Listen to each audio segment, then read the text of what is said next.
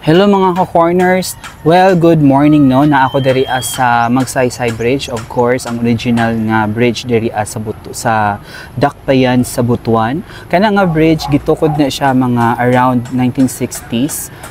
Named after Ramon Magsaysay. So mao na niyang itsura karon sa Agusan River diri Adapita kay sa una manggudaghan kay mga balay diri mga squatters napagana og classmate diri sa una nagpuyo diri dapit, pero syempre gipahawa sila kay himuon og yun ani maayo ra pud nga naingon ani ug nahimutang sa kuan itsura kay para guwapo tan-awon nga hinglo na pud kay tan-awon nga mag-bike na ang mga tawo diha unya mag-exercise so para sana niya exercise siya ngintay kasi siya na video unya na mag-park diha, pero ang gina-avoid yata diri is kanang syempre kanang mag-inom-inom ang mga tao diri ana, pero gwapo ni siya kung ma-develop gid siya sa syudad bitaw sa city kay gwapo diri kuanan tambayan dito dapit sa Pikas, dito dapit nga portion, gwapo po dito dapit, pero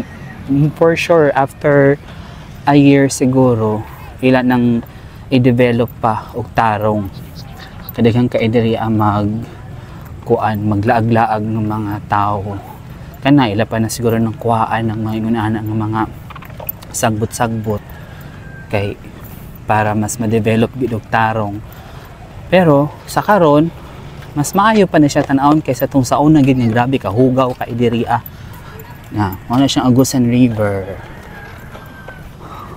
So si Franco ang akong manghod when uban may akong taga video. Okay, so maura to ang update mga ka-corners, very quick nga vlog. Okay.